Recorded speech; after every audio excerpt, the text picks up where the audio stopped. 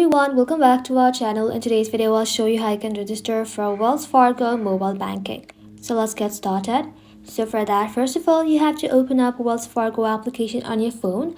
Or if you don't have the app, simply open up a browser and then search for wellsfargo.com. And if you already have registered, just tap on sign on button, enter your username and password, and then simply sign in to your account. But if you haven't registered yet, all you have to do is simply tap on enroll button, and on the next page verify your personal detail. Enter your social security number or tax identification number and your date of birth. After that, you'll be asked to set up your username, password, and email address. You may also need to upload document to verify your identity. Once everything is verified, you will be able to complete your registration, and then you can log in into your Wells Fargo mobile banking account. That's it. Now you know how you can register for Wells Fargo mobile banking. Thank you all for watching. If this video was helpful, leave a like and sub, and I'll see you in the next one.